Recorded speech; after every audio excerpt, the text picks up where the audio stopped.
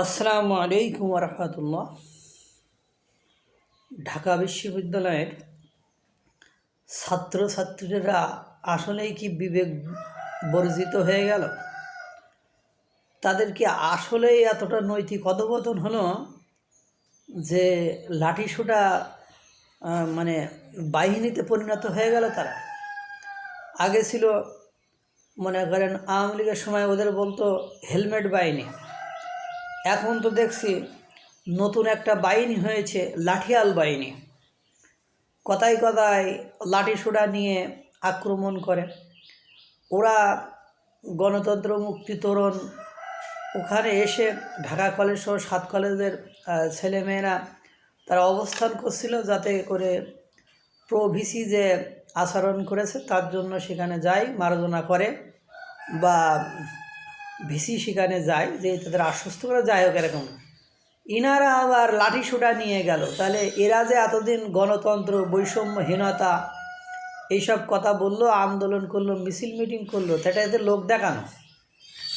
এখন তাদের মনোনীত বা তাদের মনোভূত সব প্রশাসনের লোক বসিয়েছে এখন ওই যে বিশ্ববিদ্যালয়ের, এখন তাদেরকে রক্ষা করার দায়িত্ব মনে হয় এরাই নিয়েছে। কারণ হলো ওরা দাবি করতেই পারে স্টুডেন্টের মতো থাকবে। যদি পরিবেশ পরিস্থিতি ঘোলাটে হয়ে যায়, তখন তারা যখন প্রশাসন এটাকে নিয়ন্ত্রণ করতে পারবে না, বা ইউনিভার্সিটির প্রক্রিয়াল যে কমিটি আছে বা ইউনিভার্সিটির যে প্রশাসন আছে, তারা যখন এটা নিয়ন্ত্রণ করতে পারবে না, পরিবেশ পরিস্থিতি জটিল হলে তখন ছাত্রছাত্রীদের নামার কথা। অথচ এরা ঢাকা ইউনিভার্সিটির স্টুডেন্টরা ঢাকা কলেজ সহ 7 কলেজের ছেলে মেয়েদের উপরে লাঠিসোঁটা নিয়ে অ্যাটাক করছে। পাশাপাশি এদেরকে নিয়ন্ত্রণ করার জন্য সেখানকার লাইট বন্ধ করে দেওয়া হয়েছে। এর চেয়ে বড় নির্লজ্জতা আর কি হতে পারে?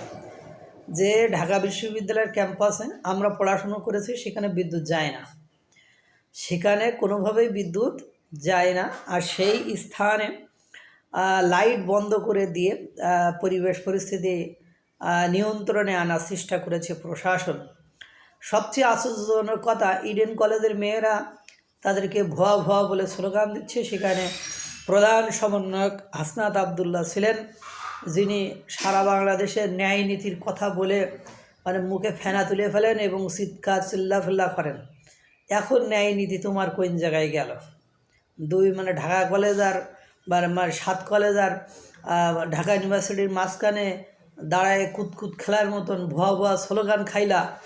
এবং সবচেয়ে আশ্চর্যজনক কথা, ইডেন কলেজের সামনে ইডেন কলেজের মেয়েরা বেরিয়ে এসেছে, তাদের ওখানেও ঢাকা ইউনিভার্সিটির ছেলেরা লাঠিসোঁটা নিয়ে গেছে। ইডেন কলেজের কোনো মেয়ের হাতে কোনো কিছু ছিল না, বা তাদের ভেতরে কোনো ছেলেরাই ছিল না, সেখানেও তারা লাঠিসোঁটা নিয়ে গিয়েছে।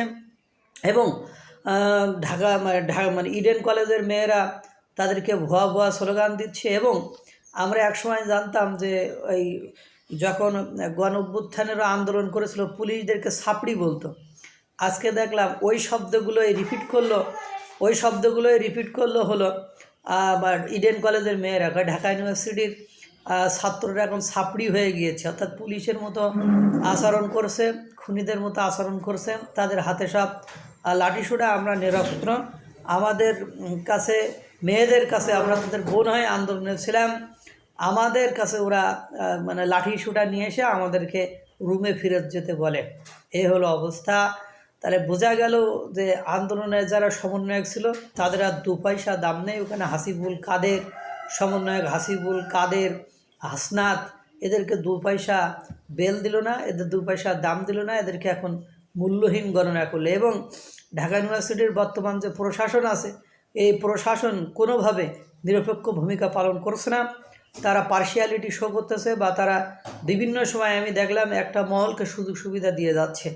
এইভাবে যদি চলতে থাকে, আজকে যে তারা ঢাকা শহর ব্লকেট করে দিবে, তারা এই সিদ্ধান্তটি যে, কারণ 7টা কলেজ কোন কোন জায়গায় আপনারা হয়তো বা জানেন, ওইদিকে মানে মহাখালী, এদিকে মিরপুর, এদিকে মানে নিউ মার্কেট, ওদিকে পুরান ঢাকা অঞ্চলের 2টা। তাহলে এরা যদি রাস্তায় অবস্থান করে, তাহলে তো ঢাকা শহর এমনি ব্লকেট হয়ে যাবে এবং ব্যবসা বাণিজ্যের ব্যাপক ক্ষতি হবে। আমার মাথায় খেলে না বাংলাদেশে চলছেটা কি। এরা বর্তমান যে অন্তর্বর্তীকালীন সরকার আছে তারা আসলে করছেটা কি এটাই আমি বুঝতেছি না। কালকে ওরকম এই অবস্থায় যদি চলতে থাকে দেশের কী হবে। স্টুডেন্টরা দুদিন পর পর এই আন্দোলন, মারামারি, কাটাকাটি, এই নোংরামি চলতেছে। এবং ঢাকা বিশ্ববিদ্যালয়ের ছাত্ররা একসময় হেলমেট বাহিনী বলতো যে আমরা এখানে পড়ালেখা করতে আসছি, মারামারি করতে আসছি নাকি। তো কালকে তো ঢাকা ইউনিভার্সিটিতে এখন ছাত্রলীগের কেউ তো আর থাকে না। এখন কথা হলো তাহলে এই লাঠি সোটা এসব নিয়ে বাইর হলো কারা? এই বৈষম্য বিরোধী ছাত্র আন্দোলন এবং তাদের সহযোগী বা তাদের সাথে যারা কাজ করে তারাই। এদের এই কাজটা করার দায়িত্ব কে দিয়েছে? আল্লাহ তাআলা সকলকে ভালো রাখুক, সুস্থ রাখুক। আসসালামু আলাইকুম ওয়া রাহমাতুল্লাহ।